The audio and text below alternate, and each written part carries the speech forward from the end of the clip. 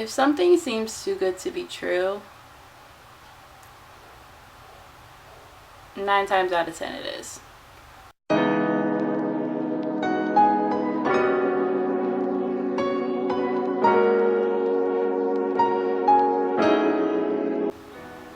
A lot's happened in the last couple of days, and recently I was a victim of a scam, and they almost got me. So I was almost scammed. But I'm gonna tell you what happened. So I'm gonna go into full detail about everything. Well, as much as I can without making this video way too long.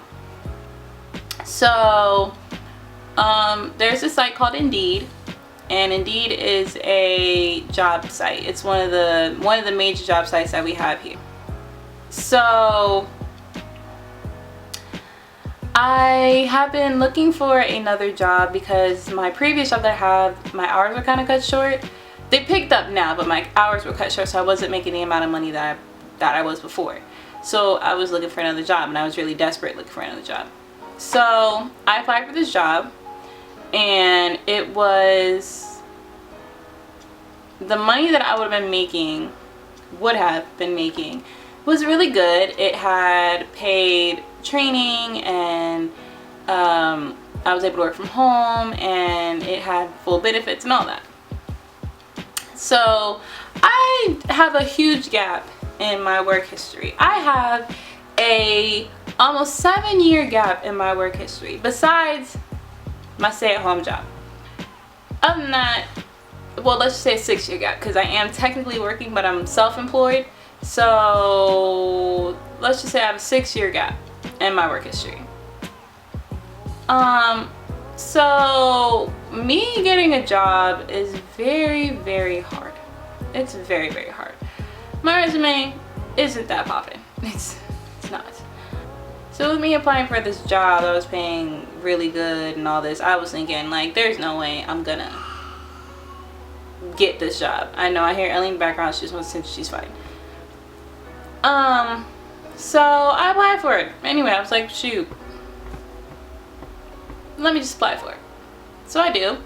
And either that night or the next day I get an email saying that they looked over my resume and they think I'd be a perfect candidate for the job.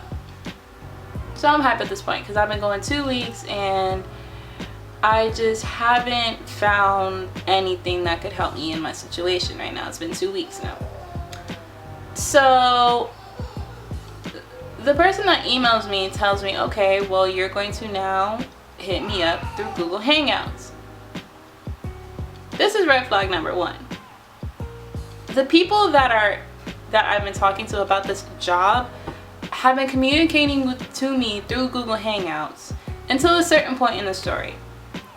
So the hiring manager is the person that emails me and tells me to talk to them through Google Hangouts.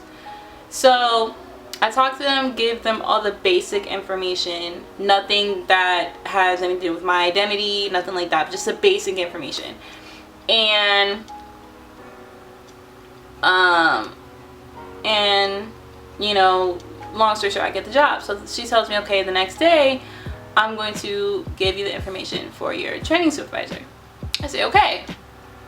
She gives me information for the training supervisor, and I have to also hit them up through Google Hangouts. Still, I'm not thinking. I'm too hyped up. I'm too excited about this job to be thinking, okay, this is kind of weird. So through this whole thing, she tells me, now the training supervisor is telling me, you know, hi, you know, welcome to your job, whatever, whatever. And number 1, she misspells the job. And that was also another red flag, like, you're misspelling stuff. But I was paying attention to it. So she's telling me, no, you can't start today, but we're gonna send you a check because they were going to be buying all of the equipment that I needed. Now, the equipment that I needed were Apple brand products. So iPad, iMac, any Apple brand, any Apple computer, any Apple anything, any Apple product, that's what they needed. So I say, okay. The next day, I get the check. The next day, I get the check the next day. And they tell me, we need you to cash the check. So I put the check into my bank account. And they say, okay, once you do that, we need you to send us proof. So I'd send them the receipt for accounting, to make sure I could do accounting for my job, because my job was to be a data entry clerk. Red flag. Was I paying attention? No. Too hyped up about, oh my god, I got this great amazing job. So then they say, okay, well, we need you to go to the Apple store to get your the products that you need for your job. The Apple store is an hour away from me. One of the Apple stores is an hour away from me. There's a whole bunch of Apple stores, but there's probably like 2 or 3 that are away that are in that area, but they're all still an hour away. So I make it to the Apple store, and she tells me, okay, we need you to get an Apple card, an Apple store card, and put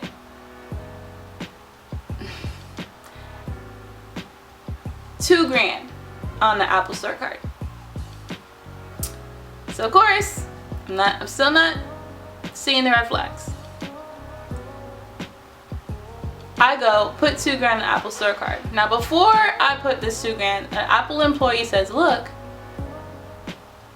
you have a job and they gave you money. Where did you find this job? I said, Indeed. And he asked me a couple other questions. This employee worked in the fraud department, and he was having red flags go off in his head. But I was so confident that everything was going to go good that I was just kind of like, nah. Like, there's no way. Never been scammed before. So I put the $2,000 on the Apple card. The amount they gave me is over $2,000. So I put the $2,000 on the Apple store card. And they say, okay, scratch off the back, the little gray bar in the back. Take a picture of that. Take a picture of the receipt. I do that. So then I leave the store. Got the kids in the car. I'm on my way back home. And there's a gut-wrenching feeling in my stomach. And I sit there and I'm like, oh God. Things are starting to hit now. Then I get a text saying, not a text, but a message saying, okay, well now when you get back home, we need you to go put this amount of money down on a iTunes music card and this amount of money on a Google Play card. Ding, ding, ding, ding, ding. Red flags start popping off. Apple and Google products don't mesh. They don't mess with each other. They don't do any of that. That's when the red flags started going off. That's when I start panicking. I'm on my way home. I have 30 minutes left to go home. So I call my best friend. I'm like, yo, I think I just got scammed. And she said, why do you think that? And then I tell her, she's like, yo, that's a scam. You just got scammed. So I said, okay. She tells me to call the Apple store. I call the Apple store and tell them the whole situation.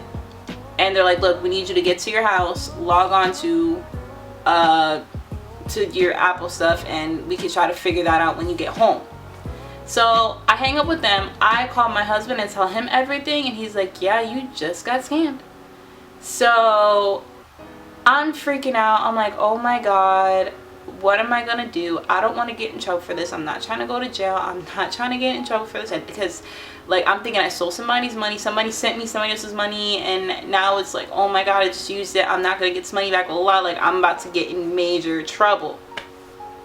So we get the whole Apple thing figured out, and luckily I was able to track the money and see the money on the card. And the only thing I could do, because I couldn't refund it because I didn't purchase it online, purchase it in the store, so they couldn't refund it through customer service. So I had to go back to the store the next day, an hour away, at 10 in the morning. So Me and my husband are literally like checking that balance the entire time. So also when I got back to the house, the training supervisor was checking on me, making sure everything was okay. By this time I already picked up on the scam.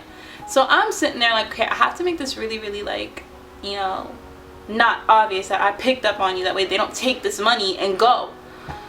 So I'm like, hey, I just made it back. Traffic was really crazy. So everything is closed here. It's 8 o'clock at night. So I say, everything is closed here. And she's like, oh, that's really weird. I thought you'd be able to get it before you got home. And you know, stores gonna be closed at 10. I was like, yeah, I understand. So she says, well, what happened now? Red flag again, you're not speaking proper English. And this has happened a couple of times and I just didn't pick up on it.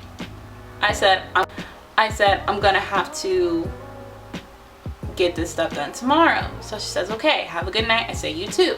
In the background, me and my husband are like planning everything out. Like, okay, you're gonna get up, you're gonna go to the Apple store. I'm gonna keep checking to make sure the money's on there. We're gonna get boom, boom, boom, boom, boom. It's Operation Hell to the Gnaw. Undo this shit. It's happening right now. So I don't sleep. I sleep only 3 hours that night. 3 hours, because I'm sitting here like, please God, don't let them take this money. So I wake up, I get myself together, I get my kids together. I'm on the way to the Apple store and I get there an hour early. So I'm just sitting there. My husband's on the phone with me. That's my alarm telling me I gotta pick up my son. My husband is on the phone with me the entire time and I'm asking him all the time, is the money still up there? Yes. The money's still up there? Yes. The money's still up there. So they open the store and I get in and I tell somebody, hey, this is the rundown, this is what's going on. And they're like, oh my God. Luckily, this happens with them all the time. So she goes to the back and she tells her manager situation. She comes back, she's like, was any money spent on the card? No. I did this, meaning I asked my husband, no money was spent on the card yet, which is good. Do you have the card? Yes. Do you have the receipt? Yes. Give her that. She goes back. A few minutes to go by, she comes back, she said, good news, we can give you all the money back. And I said, yes. The only reason they could give me the money back is because no money was spent on that card. No money was spent on the card. If the money was spent on that card, I would have been SOL. So they give me all the money back. They give me a handout receipt and a printed copy. And I head on back. Now, before I got in the Apple store, I was getting weird calls from Florida. Now, I only know one person in Florida. And that person's not in Florida right now. And second of all, they wouldn't have called me from a Florida number because they don't have a Florida number. So this person starts texting me, hi, how are you? I'm like, who is this? They're like, John. I'm like, John who? They're like, I'm looking for John. I was like, well, you have the wrong number. They text back, really? I stopped texting them. Then they start calling me. Call, decline, call, decline. I pick up, hello, nothing. Call, decline, call, decline. I pick up, hello. I couldn't hear what this person said. I was like, you have the wrong number. And then they're like, oh, I have the wrong number. And I hang up and I block them because you're not, no. I already know you're part of this. So don't, you're part of the scam. You're calling me from random ass number. I'm done. No. So then I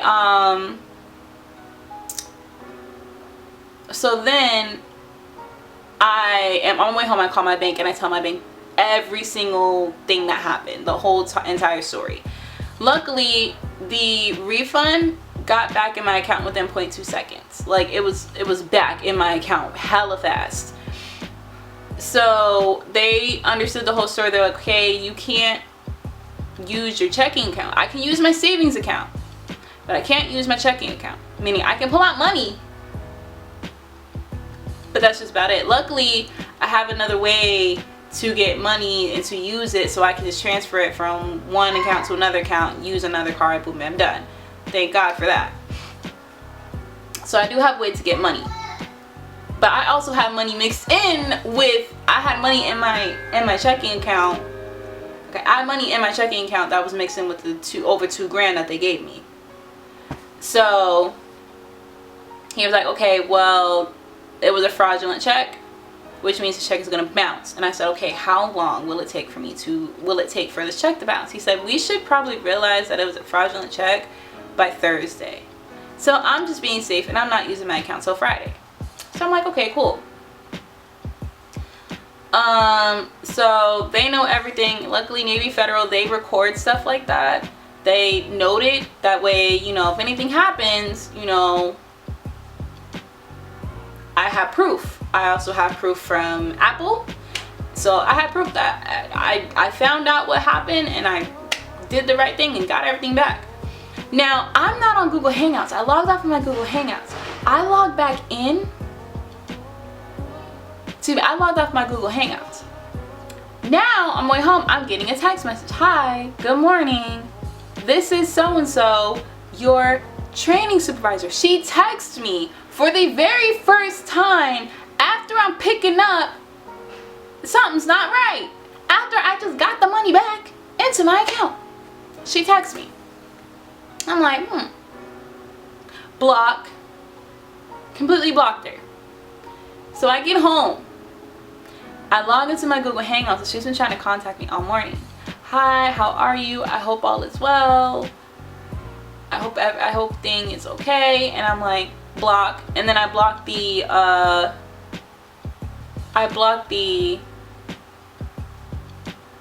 hiring manager too. But before I blocked them, I took snapshots of every single text message, of every single message that we had, because once you block them on Google Hangouts, it pretty much erases everything. So every single message I saved on, I screenshotted it, I sent it to my husband, and I have another source where those messages are saved. Just in case something goes wrong, I can still pull it up. So the things that saved my ass, where I didn't give them any personal information that could affect me and my life, as in like financially, that could affect financially with my family, that could affect my life as in my credit, that could affect my life like as in my identity, nothing like that. I did not give him any of that information. The receipt saying that I deposit the money, that doesn't have any information where they can get into my bank account, nothing like that. So I'm safe on that part. I also save Mash because I have a paper trail. So if anything comes back on me, I have the email address that they sent, that they were contacting me from. It pretty much looks like, oh my geez, I pretty much fell for it because I did to a point. I have that number, that John number. I still have that in my phone, but it is blocked.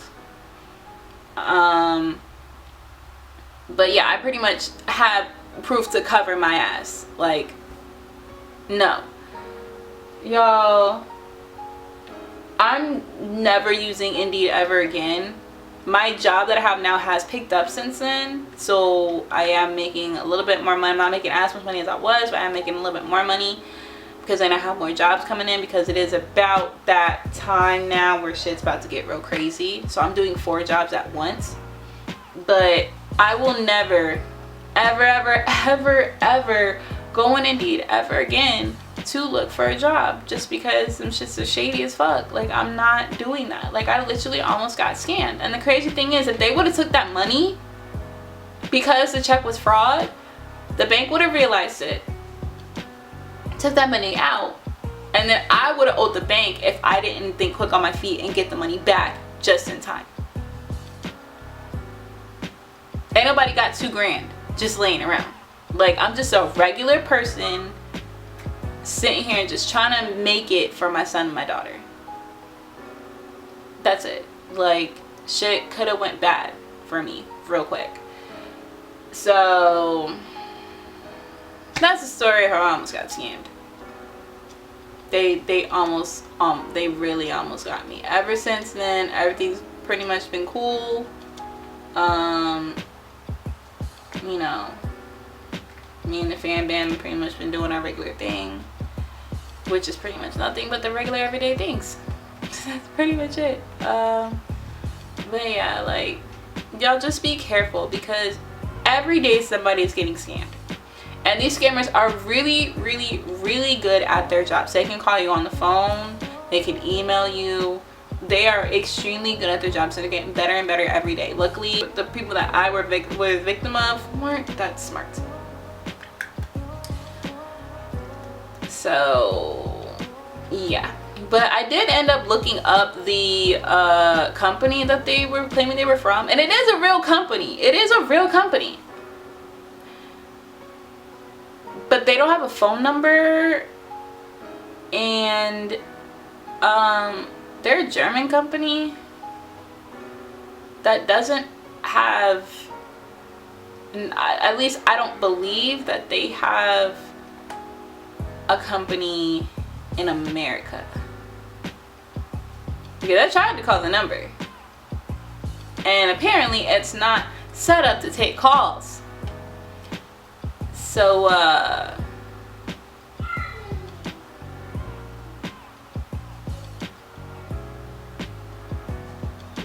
yeah, that was my first time ever getting scammed, number one. And number two, that was a life lesson for me. So I know you're gonna sit here and call me stupid and la la la, but look, I've never been scammed before in my life, ever. And this was definitely a life lesson for me, because shit could have got worse. I would have been shut out of luck. And I'm just happy that things worked out in my favor, because y'all got $2 just laying around, because I damn sure don't. But anyway, I need to go. I need to go get my son. I love you guys so much, and I'll talk to you guys in my next video. Mwah.